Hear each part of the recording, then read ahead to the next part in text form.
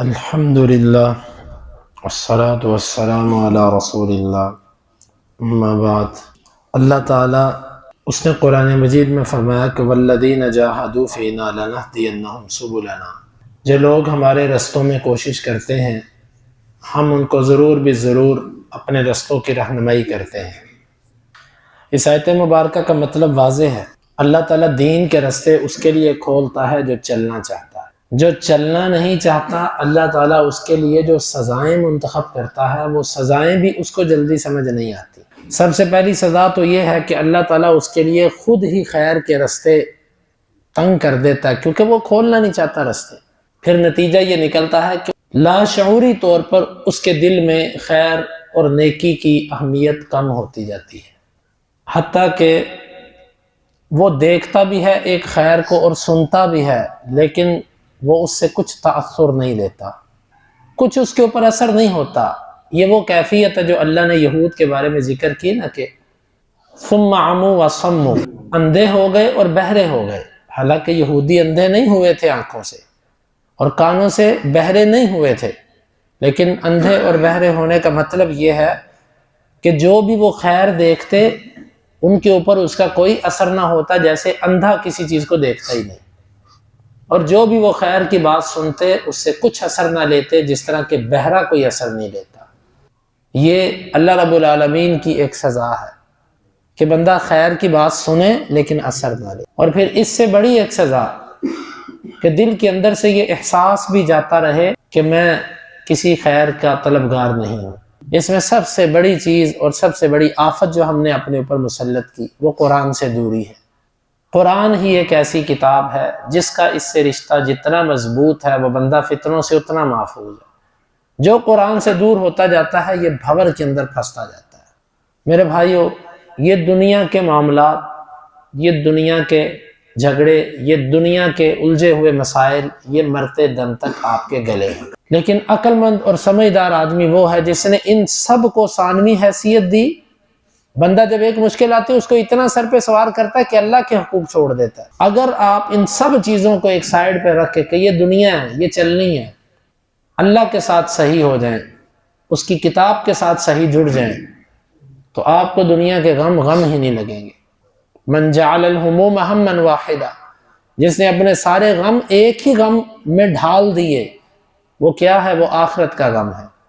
تو اللہ تعالیٰ اس کے دنیا کے معاملات اور مشکلات کو ویسے ہی آسان کر دے۔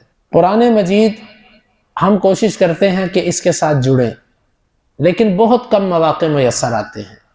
اللہ تعالیٰ کی توفیق سے ہم ہر سال ایک قرآن مجید کا ایک دور رکھتے ہیں جس میں قرآن مجید کا ترجمہ ہوتا ہے اور کچھ حسب وقت اس کی وضاحت، پوری تفسیر تو اس کی نہیں ہو سکتی اتنے وقت میں، لیکن ایک سلسلہ ہے۔ یہ اسی لیے جاری کیا جاتا ہے کہ اس میں عامت الناس اور طلاب علم جو ہیں ان کے لیے ایک دہرائی کا سلسلہ بن جائے، جس کو دورہ تفسیر القرآن کہتے ہیں۔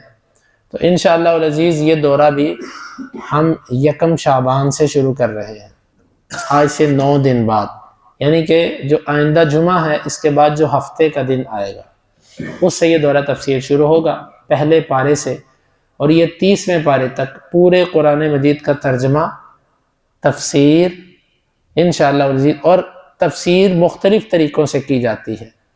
اس دفعہ جو تفسیر کا ہمارا خصوصی جو توجہ دی جائے گی، جو فوکس ہوگا، وہ عقیدے پر ہوگا، عقائد، یعنی کہ قرآن مجید کا ترجمہ اور اس کا آیت کا مطلب بیان کرنے کے بعد جو خاص طور پر توجہ ہوگی وہ پورے قرآن مجید سے عقائد کو اخذ کرنا، کہ ایک مسلمان کا عقیدہ کیسا ہونا چاہیے۔ تو انشاءاللہ یہ سلسلہ چلے گا۔ آئندہ ہم جو تفسیر کریں گے اس میں احکام ہوں گے، اس سے آئندہ جو کریں گے اس کے اندر اخلاق، اور یعنی قرآن کے اندر بہت علوم ہے۔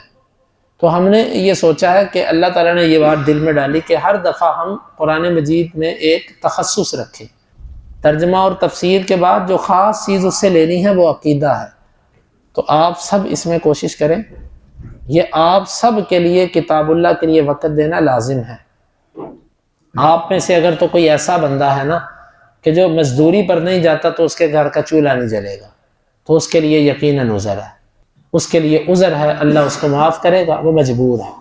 لیکن اگر کسی بندے کا ایسا عذر نہیں ہے نا تو ہم دل چاہے تو اپنی مرضی سے بھی آدھی دیہڑی یا کئی دن ہم دفتر نہ جائیں، اپنے کام پہ نہ جائیں تو ہمیں کوئی مسئلہ نہیں ہوتا۔ یہ دورہ تفسیر اس کی ٹائمنگ صبح 7 سے لے کے 12:30 بجے تک، یہ ٹوٹل 5.5 گھنٹے ہیں، اس میں کچھ وقفہ بھی آئے گا، لیکن یہ دورانہ اس لیے ہے کہ قرآن مجید کے 30 پارے ہیں اور ان 30 پاروں کے اندر اس سے گزرنا ہے۔ اس کے لیے آپ وقت نکالیے، یہ آپ کی آخرت کی انویسٹمنٹ ہے۔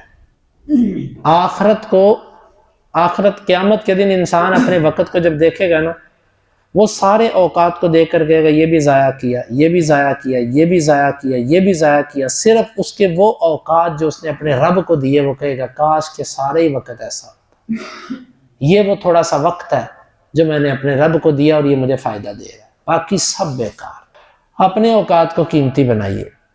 اگر کوئی دور ہے، خواتین کے لیے بھی انتظام ہے اوپر کی چھت پہ، اپنی بیٹیوں کو بھی لائیں، اپنی بیویوں کو بھی لے کر آئیں، اپنی بہنوں ماؤں کو بھی کہیں کہ وہ آئیں۔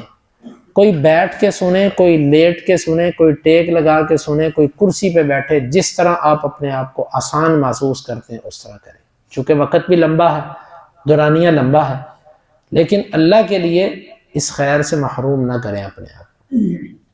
جڑ جائیں اس قرآن کے ساتھ، اس کتاب مقدس کے ساتھ۔ شروع میں جڑیں گے تو اس کی محبت بھی دل میں بیٹھے گی۔ جب تک ہم ایک چیز کو چکھیں گے نہیں، کھائیں گے نہیں، وہ اس کا ذائقہ کیسے محسوس کریں گے؟ جو دور کے لوگ ہیں ان کے لیے بھی انتظام ہے، ان کے لیے انشاءاللہ یہ فیس بک پہ، یوٹیوب پہ، یہ جو جتنے ذرائع ابلاغ ہیں ان کے ذریعے بھی ان تک آواز پہنچائی جائے گی۔ لیکن کوشش کریں آپ جو خیر کے قریب کے لوگ ہیں، آپ اس خیر سے محروم نہ ہو۔ واللہ ہم جس دور سے گزر رہے ہیں، اب قرآن کا درس، قرآن کی تعلیم نہ ہونے کے برابر ہے۔ آپ اپنے ارد گرد ذرا نظر دوڑائیں کہ کتنی مساجد ہیں کہ جن کے اندر قرآن کا درس ہوتا ہے۔ یہ فرق چھوڑ دیں بریلوی، دیوبندی، اہل حدیث، اس فرق کو ختم کر کے آپ ساری مساجد کو دیکھیں، وہ مساجد کتنی ہیں جن میں قرآن کا درس ہوتا ہے؟ اب ختم ہو گئے سلسلے۔ وہ مساجد کتنی ہیں کہ جن کے اندر حدیث کا درس ہوتے ہیں؟ یہ چشمہ بہتا ہے، اس سے فائدہ اٹھا لیں، اس سے قبل کہ یہ سوکھ جائیں، پھر نہ جانے یہ مواقع ملیں گے کہ نہیں۔ آپ خوش قسمت ہیں کہ آپ کو اللہ، ہم سب خوش قسمت ہیں کہ اللہ نے ہمیں ایک موقع دیا قرآن کے ساتھ جڑنے کا۔ یہ موقع اللہ ہم سے چھین بھی سکتا ہے، لیکن ہم دعا کرتے ہیں کہ اللہ ہماری زندگیوں میں ہم سے یہ موقع نہ چھین۔ تو آپ سے گزارش ہے کہ اس قرآن کے لیے آپ کو 9 دن پہلے آگاہ کیا جا رہا ہے۔ آپ اپنے دل کے اندر ایک شوق پیدا کریں، اپنے ٹائم کو مینیج کریں۔ یہ ضرور قرآن مجید کی تفسیر میں آپ سال کے اندر ایک دفعہ ہم کرتے ہی اس لیے کہ کم از کم سال میں ایک دفعہ تو یہاں سے گزریں۔ تو یہ قرآن مجید کا دورہ ہے، آپ اس میں شرکت کریں، دوسروں کو بھی دعوت دیں۔ خواتین کے لیے بھی انتظام، مردوں کے لیے بھی۔